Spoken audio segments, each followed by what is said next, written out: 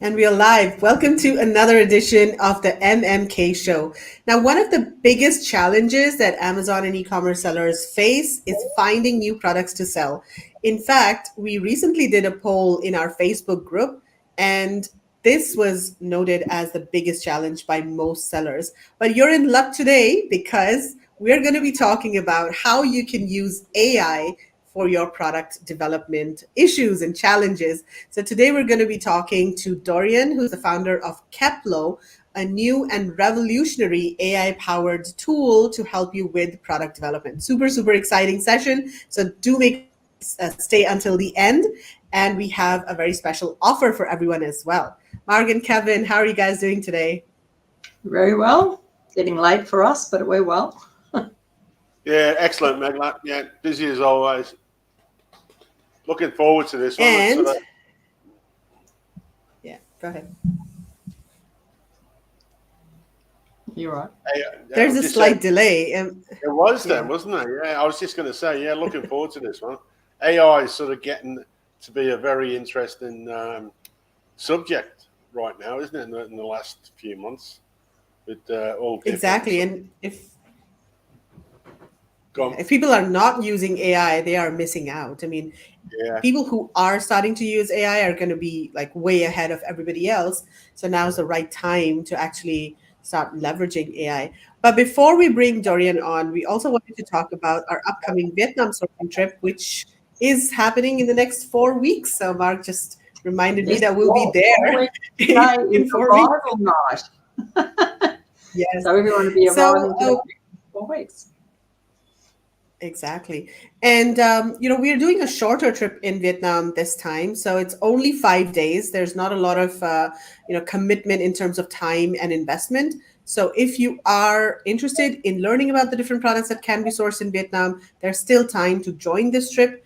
The dates are April 22nd to the 26th. All you need to do is get your flights and get a visa. The visa is, you can apply for the visa online. It's issued in a couple of days, so no issues over there.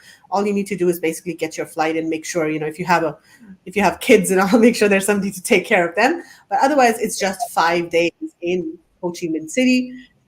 Very, affordable, and the price is only $2,000. That includes the hotel and transportation and meals and everything for 5 days. So it's 4 nights and 5 days. And we get to visit about 4 to 5 factories in Ho Chi Minh City that make a variety of products, from backpacks to apparel to wooden toys. And if you have specific products that you are looking to source, our team can also find factories and vet factories and take you there as well. Plus, we visit the Global Sourcing Trade Show, which is an export-focused trade show held in Ho Chi Minh City that features a lot of different types of home products, gift products, apparel, fashion accessories, a lot of Amazonable products. That's a term that we coined 5 years ago. And, those are the types of products that you can find there. Like, there are a lot of other trade shows in Vietnam, but a lot of them focus on the domestic market. So what we really like about this trade show is that it is very, very export focused. So check out the website, vietnamsourcingtrip.com, and you can, get more information about the itinerary and and sign up for the trip over there. If you have any questions, please do feel free to reach out to us, either Mark, Kevin, or myself. You can message us on Messenger or write us an email as well. And the other thing, if anyone's actually there, Meg, we've got we're going to have our own stall there, aren't we, at the actual venue? So if people are there on business, they come by and say hello. And anyone from Australia, airfares are very cheap to Vietnam at the moment. I could not believe there's flights $400 each way to Vietnam this week, Australian dollars. So I was surprised. Oh, wow. I know. Okay, that's awesome. I went in and had a look and I went, wow, they're getting cheaper. So it's amazing. I mean, so now's the time to book your flights, but right? I mean, if you wait for longer than this, then they might get expensive. Yeah, no, I was surprised how cheap they are at the moment. So it's good. Yeah, for Australia to Vietnam, that's great. Yeah, that's Australia. I don't know about the rest of the world. I can't see that. But. Yeah, and it's not a very long flight too. I mean, Australia to Vietnam 8 hours is direct. Yeah, and that's a direct flight. Yeah. Wow. I mean, very, very convenient. Listening, some of it's, you can use Jetstar and it's, I think, $300 direct, or you can use Vietnam Airlines and it's 400 and something direct, 450 or something direct. So that's great. Or Scoot do a flight there too. Yeah, Scoot was not direct, but it was cheap too. By Singapore, yeah, got it. Yeah. Perfect. So there, another reason to check it out. Yeah. Awesome. All right, so let's get on with the show. I'm going to invite Dorian on screen. Hi, Dorian. How are you doing today? Hi, everyone. I'm great. Really excited. I'm really excited about this webinar. Thank you for inviting me here. No problem. Yeah, hello. Most welcome. Yeah. So where are you joining us from, Dorian? I'm joining you from Warsaw, Poland. This is where we established our studio. We've been here since 2019, but previously I'll tell you a little bit myself. I started as a creative in London, actually, in 2013, and since then, back then I always tell this story. I had a customer knocking on my door in 2013 and asking about some images for a silicon spatula, and he told me, here's $50. Can we take some pictures for Amazon? And back then I wasn't really aware of this new platform. It wasn't new, but not many people use it back then. And fast forward a few years, a lot of these clients turned into 8-9 figure customers, and my team grew. I have become a kind of like a household name for brand and product development in the Amazon space. And we have launched probably thousands of brands by now, and currently launched Keplo, which I will talk to you about, and focusing on product development, especially with the help of the new technology, which streamlines a lot of these processes and helps you ideate quicker, faster. And I'm going to show you a few of those strategies today, a few things, how to leverage AI to develop product faster and be more innovative. Yeah, awesome. Looking forward to it. So let's get started, Dorian. So you have a few slides and then you're going to be doing a live demo. And, yes. Guys watching, if you have any questions, feel free to type them in the comments. Dorian will be answering all your questions too. So let's get started. Gotcha. Over to you, Dorian. Thank you so much. So I thought I'm going to start with this to ruffle some feathers. E-commerce is this a joke? Right? It's not April Fool's yet. It's not April Fool's yet. It isn't easy, but the actual key principles are easy. And if we get them right, then I will tell you a story about these two guys, Danny and Ori, who run an 8-figure Amazon brand that I work with. And their products are amazing, and you might know them. The brand name is Ototo, and they actually work 4 days a week. And they taught me a lot of these strategies and how to actually develop a brand and on successful brand on Amazon, which is product led. So product is the most important thing for you as an e-commerce seller. So how do you prioritize this product design approach? So which of these is actually most important in e-commerce? Is it ads and PPC, scaling the operations, finding the right product, branding and content? So you have to ask yourself which of these are the most important, and also which one of these are the hardest. So we often don't spend enough time on these things that actually yield results long term, which is actually finding the right product. So this is the way to do product research, right? I look at quantitative metrics, keyword search volume, amount of competitors, cost, fees, and other metrics. It's pretty easy, right? So actually, I did found the product like this way a year ago. I was super pumped. I have a niche, and I was super excited for my first product. This is my time. All the numbers were looking great, and I couldn't believe it. I was about to be the guy on the laptop, on the beach. and just had to invest some money, you know, a couple of thousand here, a couple of thousand there, and off I go.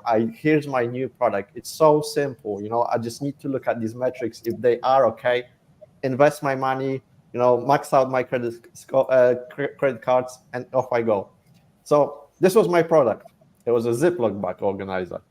But 1 year later, there's thousands of the same product. So my PPC cost has tripled. Everyone is driving the cost down. You know, I just hope I can sell my outstanding inventory. I have redone my listing hundreds of times, and I have no idea at this point how to differentiate anymore. I mean, my product was so good, you know, it had that extra compartment. And actually, I even threw in a free ebook, and you know, I couldn't believe it. Like, what did I do wrong? So I know who feels the same this way, right? And anyway, that was not actually my story, but the story of 8 of my clients who launched that exact product last year, which led me to leave my previous agency and actually start Keplo to make sure that people don't make that same mistake again. But there is actually the right way. And it's a story of brands that actually thrive on Amazon and make, you know, billions of dollars combined, but they do things differently. And it's all about finding the right balance between finding the right product and developing the right product. And I'm going to start with this quote. It's very easy to be different, but it's actually very difficult to be better. So here's the process that I want to talk to you about today. Discover the product, define it, and then innovate on top of that product. So this is basically the common approach all these big brands and successful brands have when you take them apart. So let's start with discovery. So you always should start with your customers. Who actually we're going to serve? And your job as a founder of an e-commerce business is to get to know that customer better than your wife or a husband. You have to be intimate with your customer. You should be customer obsessed. So understanding your customer is the first thing you need to do when developing and researching a product. Who am I going to serve? Then identify the essential product features and customer needs. And your job here is to look for gaps in the market in terms of customer needs, not just keywords. And I will show you exactly how to do it in this presentation. And then once we understand who we're going to serve, what can we improve on, what's missing in those products, then our job is to innovate, is to add new features and innovate the products. They don't have to be completely new, but they need to improve on the previous one, not just differentiate. Adding additional to attachments or extra items to your product or just changing the color is not enough to succeed on Amazon.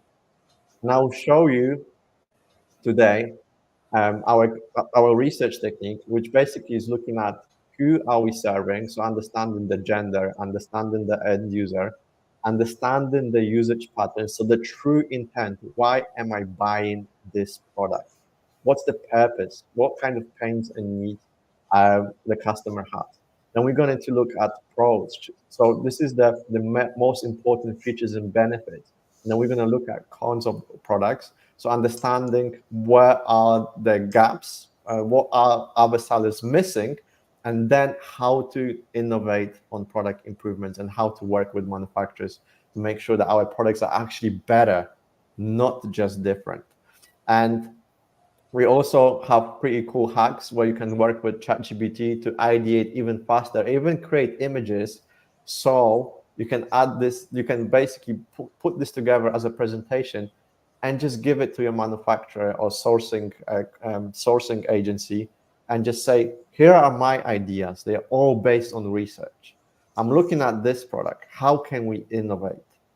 And here's just a quick case study based on that research. So by looking at my customer base, I am able to understand who is the target audience. So who am I serving? In this particular case, we're looking at water bottles. We need to understand what is the problem solution. So drafting a problem solution statement. So now I understand I want to launch a product. which is a sports water bottle. Based on that research that we develop, what's the problem that our customers currently have? And in this case, is gym goers often struggle with fragile, leaky plastic bottles that have insufficient capacity. And the solution to that is we actually aim to introduce a more durable, leak-proof bottle with ample capacity. So we're looking to basically create something stronger for our customers, which are specifically, these gym goers. So based on that, we're able to ideate quickly by using Keplo and by using ChatGPT. And I'll show you exactly how to do it. So once we have the brief, once we understand our customers, once we understand what kind of problems they have, we start developing the solution. So based on all that research, we're able then to ask Keplo and ChatGPT, what are the most important features that we need to introduce in order to innovate? So here's one that we came up with.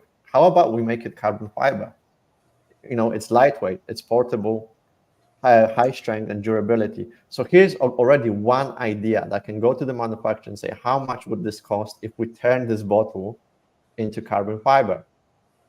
Next one, large handle. These gym goers, they need a larger handle because it's not just a 1 liter bottle. They usually bring on like sort of 2 or 2.5 liters. So it needs to have a comfortable and secure grip. It needs to have a quick and easy accessibility. It needs to be suitable for various hand sizes and reduce the risk of dropping. So here's another idea which I can go to manufacturer and ask, okay, can we actually implement this? Is there a product out there that maybe has this type of properties, but we need to change a few things and market it to those gym goers? How about we introduce protein powder compartment? And this is something that actually Keplo and GPT came up with. If we serve in this type of customer, they often bring protein powder with them to mix with water. How about we actually incorporate it into the actual bottle? So here's another idea that we can add. So look at how many differentiations we already introducing that are not just simple color changes or additional attachments. These are actually features that turn into benefits specifically designed for that end user. Next thing, larger mouth opening. If we need to introduce protein powder compartment and we're going to have a large size, it needs a large mouth opening. That obviously makes sense. Reinforced lid idea. So here's another idea that our ChatGPT came up with. So instead of losing the lid, can we come up with something that lid is attached all the time? So based on that, we're able to actually come up with the final design very quickly, just using ChatGPT, and I'll show you a demo in a moment how to actually do it. Final design, which has protein powder compartment at the bottom, which has larger size and which has large handle, and also it has a lid that's always attached and easy to open. So here's an idea for a product and loads of features that we can take with us to manufacturers and ask, which of these actually makes sense cost-wise? Which of these actually can we develop? And you won't always be able to develop all of them, obviously, but the more you have them, the better you have a chance of a success when developing a product. So as a brand owner, the question you need to ask yourself is not how well I'm managing, but actually what is it that I'm creating? Especially what is it that I'm creating for my customers? So by starting and understanding your customer needs and pain points, we're able to create a full workflow where we can understand what type of pains and needs they have, and then ideate on the features and benefits that target those pains and needs. So if you're one of those guys that love hacks and one-page screenshots, here's our Keplo process. So the first thing you need to do is to establish an objective. Establish the primary goal and purpose of the product, focusing on what it aims to achieve or solve. Discovery, conduct research to understand the market, customer needs, and potential challenges or opportunities. Define, clearly articulate the product's features, target audience, and unique value proposition. And then you ideate. So you generate a wide range of creative ideas and potential solutions to meet the defined product objectives. And as a creative director with so many years of experience, don't be scared to come up with loads of lousy ideas. I think a lot of people are scared about being creative because they think they're going to be judged by the ideas. But I always tell to my team, bring me 100 really bad ideas, and I'll find at least a couple of good ones in there. So the more ideas you have, the better. Then you have a much better conversation with your manufacturer or product sourcing agent. So once you have that, then create detailed plans or kind of some sort of blueprints that outline the product's appearance, functionality, and user interface. Then you can prototype, develop a preliminary version of the product to visualize and test its functionality and design concept. And you can do it even with cardboard and sticky tape. Just put it together and ask yourself, is this something that's actually usable? Test, evaluate the prototype through user testing and feedback to identify strengths and areas for improvements. And you can probably work with manufacturer to quickly develop some sort of prototypes. There's a lot of also services out there that can generate quick 3D printed prototypes that cost you, I don't know, $200, $300. And imagine how much are you going to save long term when you do these iterations quickly, pay for these samples, pay for these prototypes, and then develop after once you're happy. And then you refine, iterate, improve the product based on the testing feedback, focus on enhancing user experience and functionality, and then you're able to deploy. Sorry, 1 second. Sorry. You're able to deploy. So start with curiosity. We are all designers. Ideas are cheap. We can be powered by AI and data and fueled by your emotion intelligence, and make it your habit. Make it product development and innovation your habit. And I'm going to show you a quick video and message from Danny from Ototo to you guys that's going to basically summarize everything that I just said. So pay attention to this, because Danny is basically describing how he will manage to build Ototo from ground up to an 8-figure company, and he does work only 4 days a week. So e-commerce can be easy.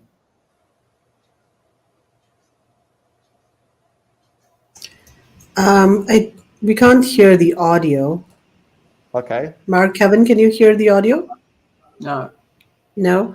Okay, just 1 second, Dorian. Let me just check. This we have subtitles also, in case you can't hear audio.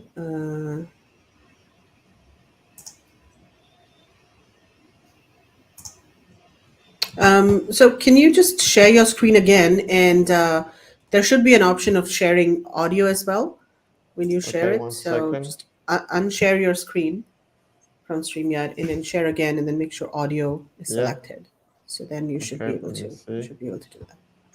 Present, slides, share screen. Should be somewhere at the bottom, I think. Okay, it seems we might not be able to share the screen. Sorry, the audio. But we have. Okay, never mind. Let's just. We have subtitles. Okay. Subtitles. So let's see if we can do that. Okay, let's just do that then. Can you see my screen? Not yet. Okay, 1 second.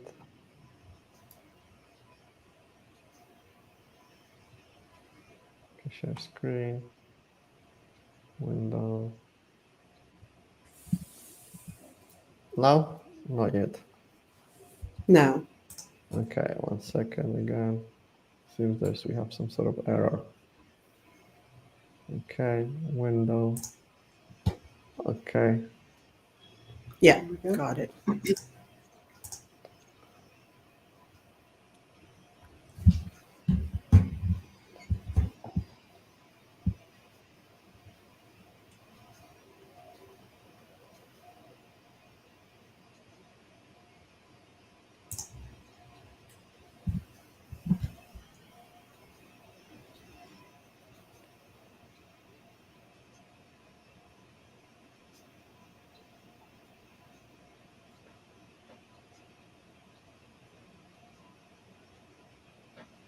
So as you see, Danny's approach is fairly simple. It's all about prioritizing your customer needs and product design. Yeah.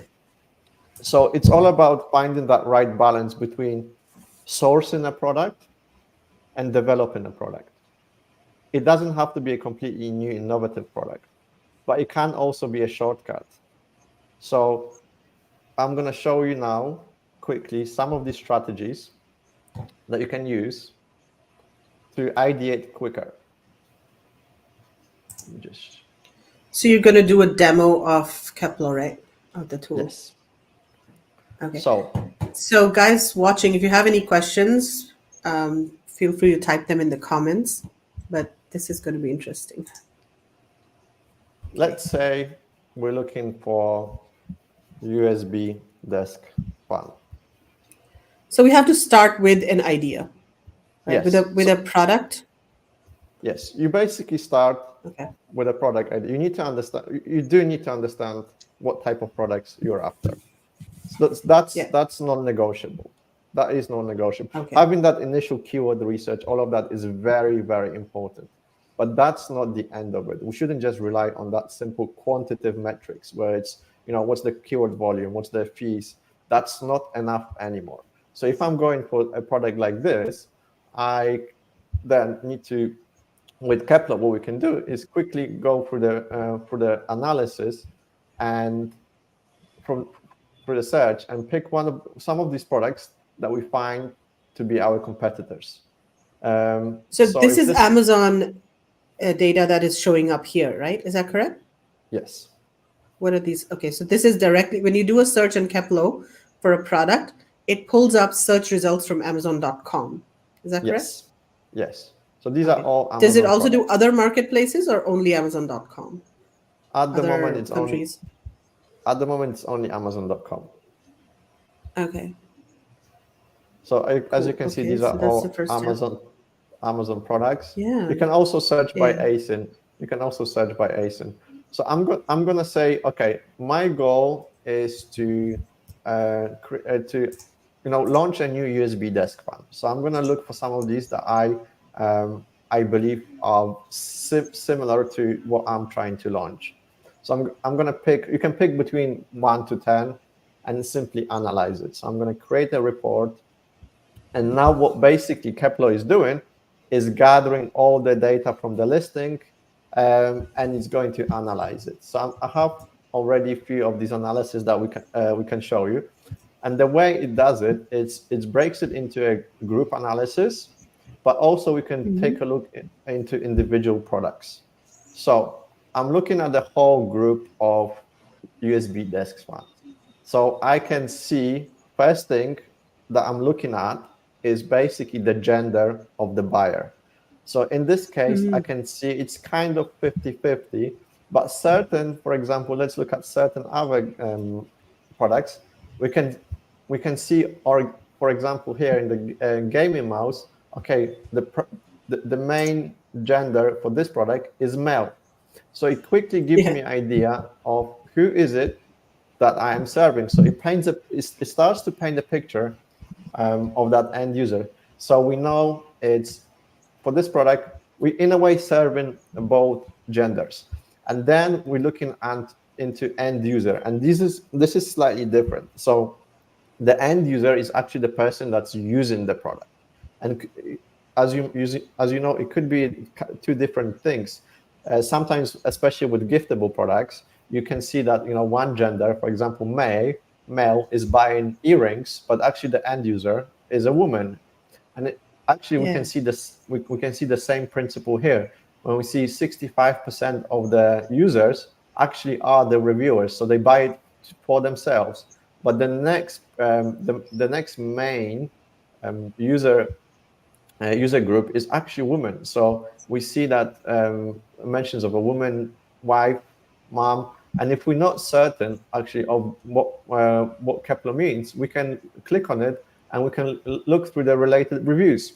So we can we see my daughter. I really like this. So you can see, for example, let's see this one, another purchase for my wife. So you can see that this person actually bought this for the wife. So we kind of get in a picture of who our customer is.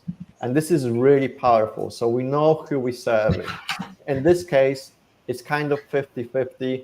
And we see some of these folks are actually buying these fans for the wives, daughters, moms, sisters. And we have all the other mentions as well.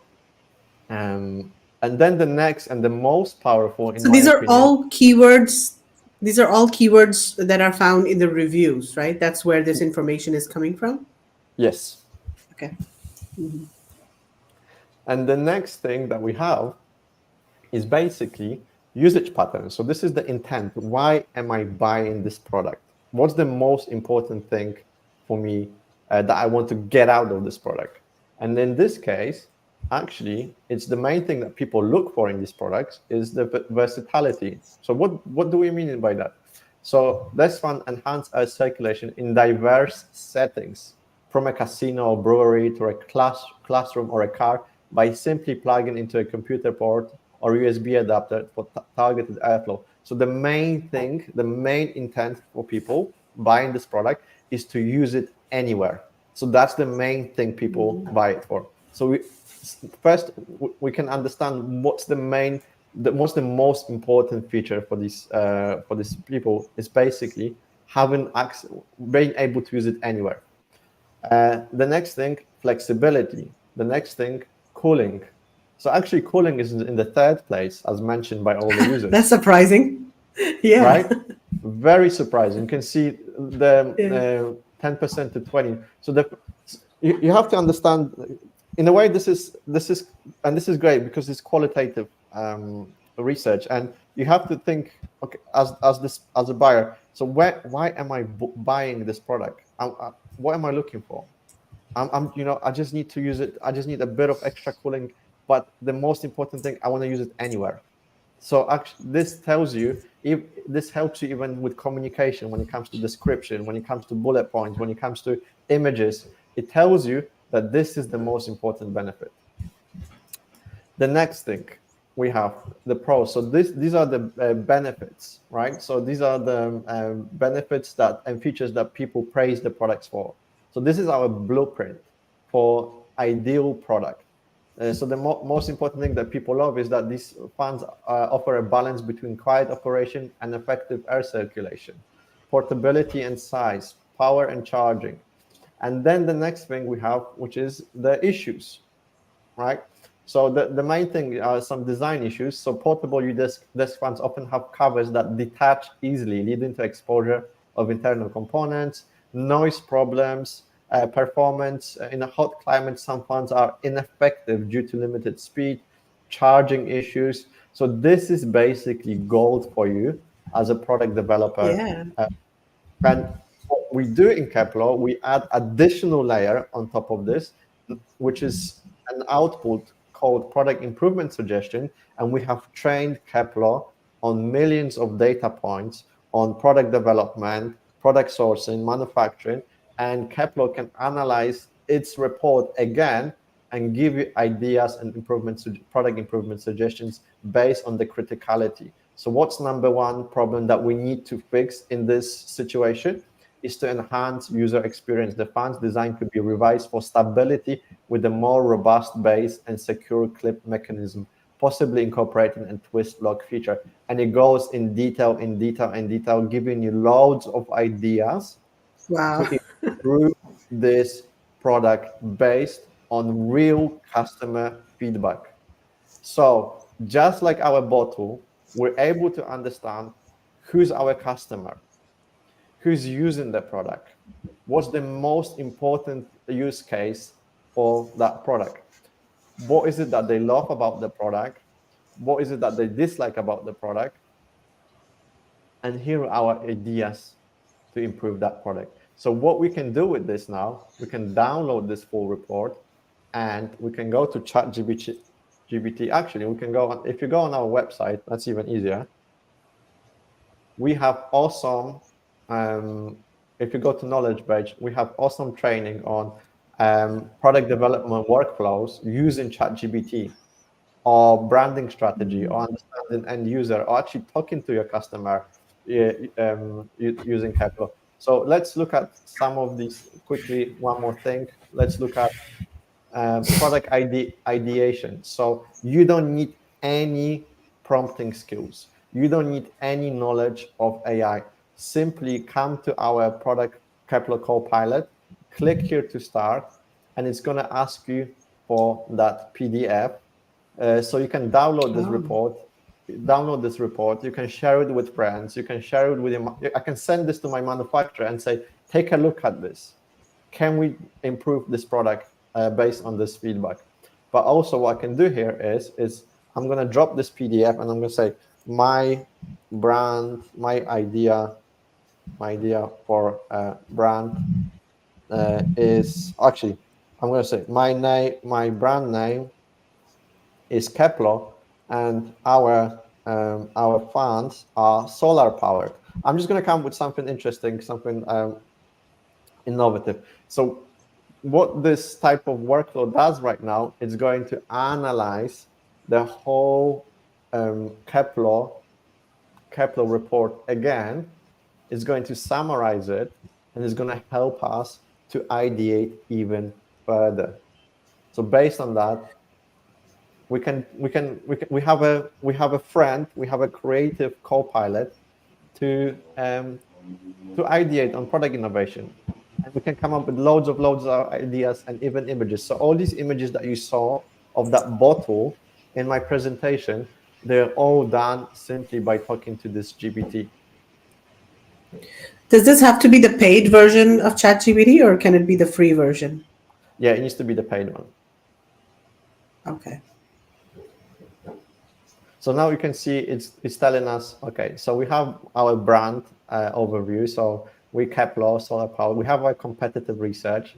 So we understand what's the competitive landscape. We know who's our end user. We know what the usage patterns are. We know what the pros and cons are. And we know what the opportunities for improvement are. So we can say, okay, which one of these we want to innovate on? Which ones do we want to, think, okay, let's maybe innovate on the power and charging, right? Maybe this is one of the things that I want to improve in those. So right now, when we say that, is Keplo Copilot is going to give us even more ideas on what we can do to improve those features. So higher capacity rechargeable batteries, solar charging integration, USB-C charging port. What else? Let's see. Battery life indicator. Let's see. I bet none of these have a battery indicator. Energy efficient motor. And then it tells us what kind of aesthetics and forms we can introduce, technology integration, sustainability perspective, manufacturing and material possibilities. So it gives us ideas, cost consideration, just to simply improve on this one feature. And we can even say, we can even visualize it. Let's visualize it. So I can copy all of this, also attach it to my report. Let's see, maybe it's going to come up with it's not great with images, but use these images as references. So I can put this together all into a Word document and gather as many ideas and go to your sourcing trip in Vietnam. And here's my list of hundreds of ideas to improve that one product. What can we do, right, manufacturer? What can we do? Just simply, gather all this research, attach this loads of images, and here's your research. Here's your research and ideas, and it's all based on real feedback. of customers. And this is how you should be developing products from now on, is to understand it's a mixture of sourcing a product and developing it at the same time, trying to innovate it. Don't make it just different, make it better. Oh, right. Brilliant. So, yeah, it looks really, so efficient. I'm impressed. Yeah, and so quick, right? Sellers have been using negative reviews to develop products, but it takes time and effort, and you have to like sift through all of those manually. And there are tools that sort of summarize reviews as well, but this is just taking it to the next level. So, can we only select a limited number of products? Like, is it only maximum 10 products for the review analysis? Yes. It's maximum of 10. You can do multiple analysis. So I can do, 10, 3 times 10, but it's maximum 10 at once. It's simply because it's so much data. We're working on being able to add more, but at the moment it's just very, very technology consuming, because the model literally reads through every single review. So sometimes, if we add, 50 products, we would have to be waiting probably a couple of days on this analysis. But we've tested a lot of approaches, and we found that 10 products actually gives you a lot of data. So it's all about finding the minimum the minimum sample of the population, analyzing that. And just with this type of analysis, we're able to have so much data, so many ideas. So 10 is really more than enough. So Dorian, what about like a home decor sort of product? Yeah, India has a lot of home, simple home decor products. So like a pillow, but the pillow has a lot of embellishments on the thing. Could we do, could we do an example of something like a simple home decor product, maybe? I was thinking of the same thing. Like, can we do like wooden trays, for example? A lot of people do wooden. I wouldn't sell it. I wouldn't try. Okay, salad bowl. Yeah, probably not on this show, because it usually takes about 20 minutes to make an analysis. But you can see, I have some analysis here. For example, we have vegetable choppers. Okay, let's see some vegetable cutters. Yeah. So you can see we have female, unique individuals, usage patterns, vegetable processing, pros, convenience, efficiency, cons, usability, performance, and then we have some product improvement suggestions. So you can see how many we have. Dorian, that is just for a simple. What is the product? Just vegetable chopper. Vegetable chopper. Just a vegetable chopper. So it's a simple, the square box vegetable chopper. Wow, that's a lot of information about a vegetable chopper, isn't it? Here's, for example, what about just cutlery? Just 3 products. So this is basically just 3 products, and they're all emergency blankets. So you can see with 3 products, we're able to understand that the majority of the users are male. Actually, the most common end user is obviously the reviewers, but also travelers, family members, drivers. So we found by doing this, we found out that actually a lot of people buying these emergency blankets actually store them in a car in case of emergencies. Usage patterns, safety, readiness, shelters, and then same as well. So really, you can really analyze any product with this. Wow. Can we look at the spoons? The spoon set. Oh, this is going to be interesting. Yeah. So this is 3. So we have mostly female, mentions of family, children. So what people are looking for: storage flexibility, organization, cutleries, home use.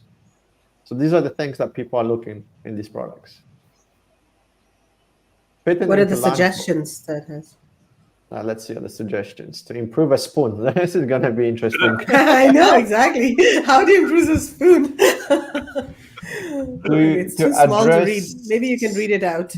Yeah, to address size concerns, and standardized sizing guides should be implemented to ensure spoons meet industry standards for teaspoons and dinner spoons.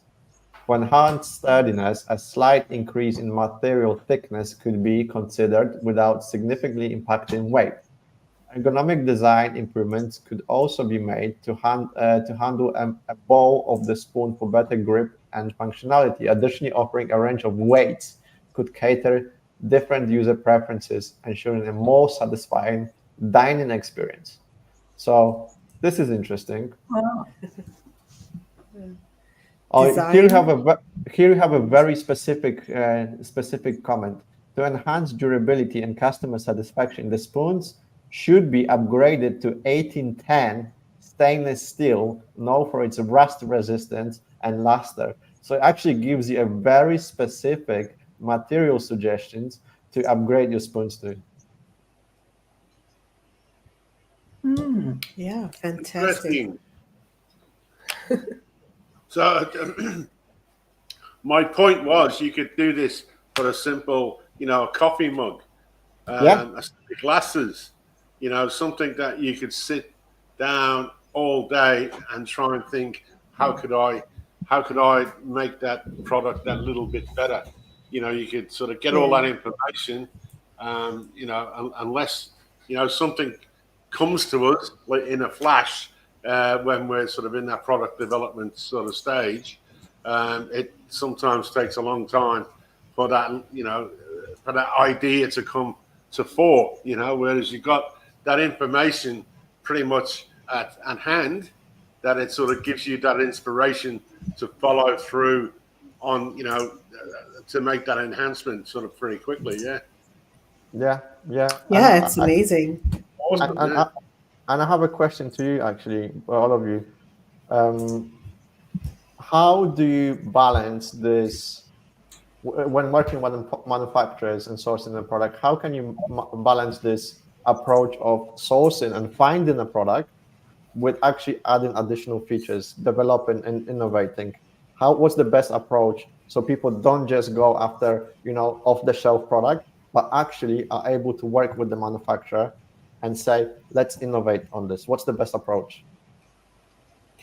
Yeah, I think the best approach would be to, take some of those features and maybe shortlist some of the key features that you think will really make a difference in the sales or to the end user, and then take that to the manufacturer and really, or the sourcing agent first, because if you have a sourcing agent that understands the specific product, they'll be immediately able to tell you that, okay, this will work, or this will not work, or this will increase the price considerably, or, this is something that we can do. So, do that, then take it to the manufacturer themselves and get them to do like a feasibility study on what is doable, what is not doable, how will it affect the structure, the pricing, most importantly, because you don't want to increase the price significantly with something that will not add significant value. So there is some work involved in terms of feasibility of production, especially if the design that is suggested is very extraordinary and very different from what is out there. Then there are also mold charges that you have to consider, like if it is something like a plastic product or a metal, maybe the water bottle that you showed us, for example. There's some mold costs involved in that as well. So, are you ready to bear the mold costs for those kinds of products? So it is like designing, a product from scratch is not for everybody, but yeah, modifying the product slightly. Like for the spoons, I really like the idea of using a different type of steel. So that's something that you could highlight in your listing as well, that, okay, these spoons are made from 18x10, which is more durable, rust resistant, all of those things. And the design enhancement. Yeah, I think there's a lot that you can do. Well, raw materials. By just taking that to the manufacturer. The raw materials, to explain the raw materials used in that product. I mean, there's certain raw materials that cannot be used together, and there's some raw materials that can be used together. For instance, we got a lot of kitchen products that we see in factories in India that they've got wood, stone, and come on, girls, help me. They use those different metal, marble, yeah, and they put those together and they bond those products together. Now, if you said, hey, I want a tray made of stone, wood, and whatever else I can use. Now, some of those raw materials, they mightn't be compatible, and common sense would say that's not compatible, but there may be some way that you can sort of innovate those raw materials to be able to use them and come up with a little bit of a first maybe, or a thing. But I guess it's all down to the key ingredients of the raw materials that you use. And I suppose when it comes to garments, there's different materials in the garment industry that can be used together and can't be used together. Sort of nylon and different types of threads, can be and can't be used together. I mean, saris. What are saris all made of? Mainly, Megla, it's like silk. The posh cotton, ones, silk, all types of posh ones are all silk, aren't they? Yeah. But I think that's If you change something like that, they've got something similar of, and particularly if it's handmade, it's not such an issue. It's if it's something that's mass produced on a machine, it becomes a lot harder to change that. Yeah. But if it's something that's like, a metal product made in India where a lot of that work is handmade, it would make it very simple to do. So it's all about balancing and really understanding the impact of the cost of goods, and making the right decision, not to fall into trap to investing too much money into something that might not work out. So that's also what's really important, I guess, at this stage, is to be able to create some sort of a prototypes and test with the audience, able to get some samples, very rough, even maybe very rough samples, to test, is this something that we want to pursue? Is this something that our users will like? So because I think, and that's what I saw with all of these brands that really grow sustainably on Amazon, and grow to massive massive brands like Ototo or other brands.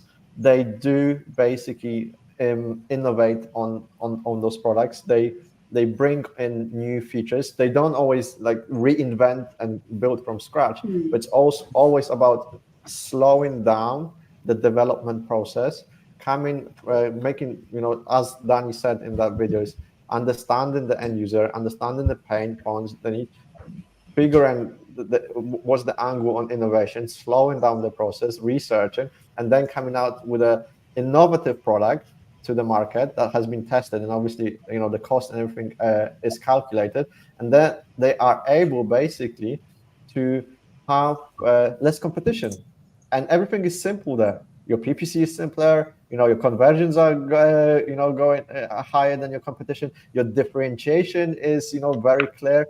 So once you invest more time and slow that process down on development, then everything else that will follow, in theory, is going to be simpler. Yeah. And you also have so many points for marketing, like just that analysis of what is working, how people use the product, who's the user, like all of that information is gold for your marketing and for your listing and for targeting your end consumer and the actual person who's going to be using your product. Like that information is also really good.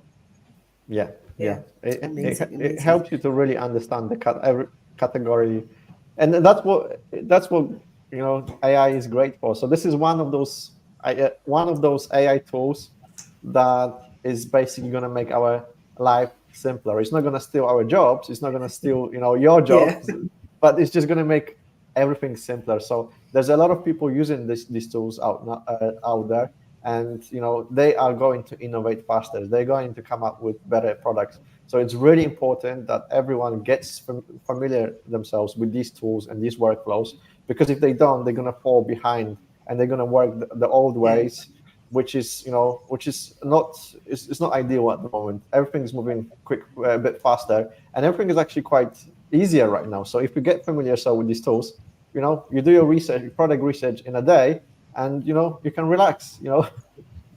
Exactly. So I think too, we're going to see some wild and wonderful shapes and things. Maybe someone might come up with, why do we have a round coffee mug? Why can't it be, shapy and, who knows? All sorts, square. Yeah. I don't know. Like we've just all accepted that a coffee mug's usually round and got a sort of curved handle we put our hand in. But is that really the best idea? Yeah. Maybe AI will find a better one. Let's go. More ideas, the better.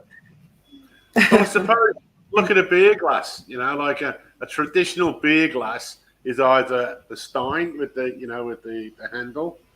I mean, how many different beer glasses can you actually get now? There's hundreds, with different shapes and sizes and all kinds of things. That'd be an interesting one to look at. Sort of beer glasses, wouldn't it? Yeah. Definitely. Yeah, and furnishings, like rugs and cushion covers and those types of things. I think any product, basically, right? Electronics, electronics too. Well, we get people, Dorian, that come to us and say, "Hey guys, I want X made, whether it be I don't know, some kind of furniture." Well, what sort of furniture? Is it a bedside table or something? Please, like give us some details, give us some sizes, give us some dimensions, and even sort of give us a photo or something, and people sort of really, when they start, they've just got this. Yeah, I'm going to do a bedside table. They've got no concept of what they actually want. When they very first start sourcing, do they? When we get some very vague people that come to us at first, don't we, Megla Mag? For a concept. Yeah. And there's this one product that we're currently working on, and it's it's a very unique kind of product, but lots of manufacturers have said they don't want to do it. So we tried India, we tried Vietnam, we're even trying China, but manufacturers just don't want to do it because it's not really a feasible product. If someone, has a serious, something in mind, like a tech pack to me would be, one of the first things that you get a design on if you, keen on sort of making a product. And you got that tech pack with all the dimensions, the colors, whether it be a backpack and it's got different zips or, how long the zips are going to be, the color of the zips, the color of the seams, the stitching, etc., etc. And, then you go into that sort of concept of, look, this is what this person wants, but you're going into your system and you put that tech pack information into yours, you're going to quickly come up with those. Don't bother putting the pockets or this because people don't want pockets. Don't put the straps here because people don't want the straps. They sort of But so I think that's quite interesting, and maybe that's another use case of Keplo down the line. Develop spec sheets or tech packs for garments or other types of products, because that's something that people actually struggle with. They don't know how to do tech packs for apparel, and manufacturers want tech packs. So there's another use case for you. And I think it also makes life easier for you, for product sourcing experts, is because it's really not totally your job to come up with these ideas and innovate on products, right? I guess a lot of people come to you expecting that, I have an idea for this product. It's your job right now to make it the best product possible. I mean, you probably try as hard as you can, but it's actually, it should be the owner's product to be obsessed about the product, to be obsessed about the customer, and come to you with an idea, with a very clear idea, loads of actually loads of them, and then you'll be able to tell them, you can't do this. Right? This doesn't make sense. It's going to be too expensive. We can do this, this, and this. This makes sense. Let's get rid of this. Maybe we can change that. That's your job, right? Am I exactly, right? exactly. Yeah, absolutely. That's what we're good at. We can tell you what can work, what cannot work. So Perfect. There's no point in making something out of that particular type of wood because A, it's too expensive, or B, it does not season well. You need a certain type of wood for that particular cabinet or something. You know what I mean? That's going to look good in your house or your bedroom, and it's going to last for a time. It's going to be able to be glossed up, whatever the case may be. But some types of wood maybe won't last that long a time. So right. Horses for courses. So guys, we have a special offer from Keplo because Keplo has just recently launched. And in fact, I was waiting for the launch and I was asking Dorian, when are you launching? When are you launching? Because we wanted to do this webinar. And I think we were not getting a lot of questions because usually our webinars are done in the mornings, early mornings. And so a lot of people are going to be watching the replay, especially our US audience. So I'm sure there'll be a lot of interest later on. But there is a special offer going on, guys, until March 31st. So currently, they're running a 50% discount on Keplo. But if you use the code ISN20, you get an additional 20% discount. And that gives you a whopping 70% discount. But that's only available until March 31st. So if you do think this is useful, which I definitely think it's revolutionary. Like when I first heard about it, I was like, okay, yes, we have to do a webinar with Dorian, for this, because this is like amazing. But yeah, I mean, so is this discount for a year or is it lifetime? Like, how does the subscription work? Can you explain that a little bit? And how much does it cost? So if you subscribe until March 31st, you get 50%. You'll get a 50% discount for the entire 12 months of your initial subscription. So and then if you subscribe with your awesome code ISN20, you get additional 20% for the first month. So you can try it. I think it's going to be like $30 or something just to try it. So for the first one, you're going to get additional 20% discount. So it's worth trying. I guess it's going to save you loads of time. And if you have any questions or you have any ideas for what else you would need from this type of tool, we are, as Megla said, we just launched, and we are all ears. We want to build this for you. We want to build this for to make sure that you can innovate and make better products quicker.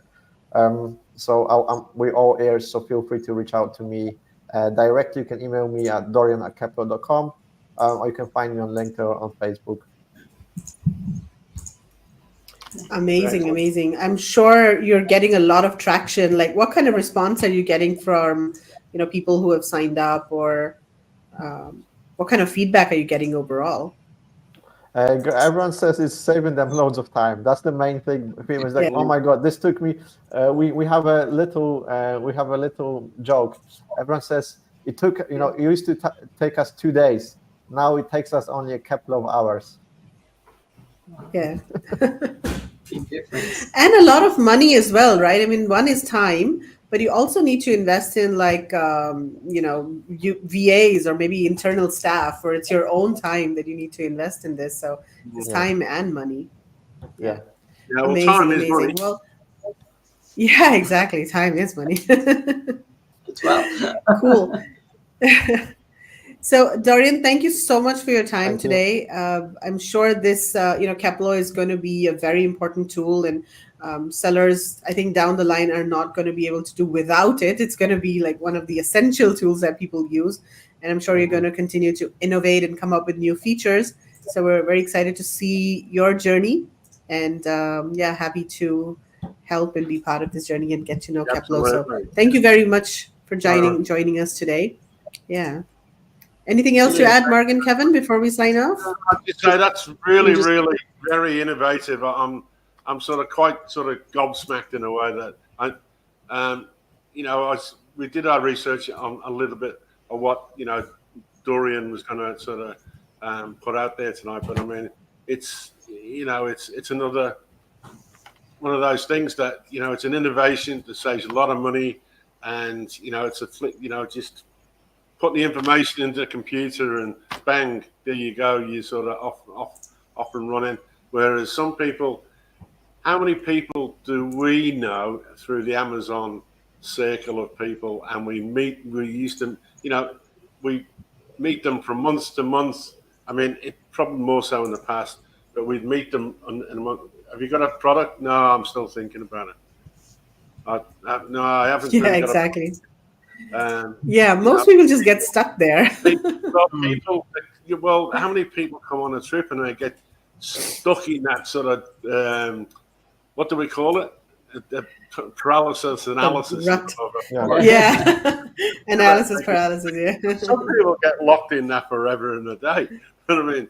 Yeah. To be able to do, like I said before, if you can, just play with, Keplo, get a few products of what you fancy, the niche that you fancy sort of getting into. I mean, everyone gets into a niche, they sort of like those products, whether it be home decor or kitchenware or something. But wow, you sort of just start playing with it, and you sort of get. The next thing is you might have a knife and fork with different handles on them. Yeah. Is there any limit as to how many products you can search in a month, or is it unlimited? So we have 2 subscriptions. We have one which is 30 and one which is 60. But we also have a custom plan. We also have a custom plan. If you want 100, 200, 300, they can simply just reach out to us and tell us how many of analysis you need per month, and we can create a custom plan for you. Okay, the basic one has 30. 30 is pretty good. Mark, with your calls, and you sort of quickly say, "Oh, hang on, I'll just put it through Keplo. What do you reckon?" Yeah, no, it's quite good. Yeah, no, it's good. I think it's a great idea. Yeah, fantastic. All right, guys. So thank you, everyone, for joining us. And if you have any questions, feel free to reach out to us. And we will see you tomorrow, morning time, Australia and Asia, and evening time in the US for another MMK show. And we're also going to be talking about AI. And this time we're talking about how to do listing optimization, listing creation across different channels using AI. So you've got your product, and we'll help source it for you. And then now the next step is to go create your listing. So we've got you covered for all aspects of your Amazon journey. All right, guys, thank you so much for joining us. Thanks, Dorian, Mark, and Kevin. Talk to you soon. Everyone. Bye.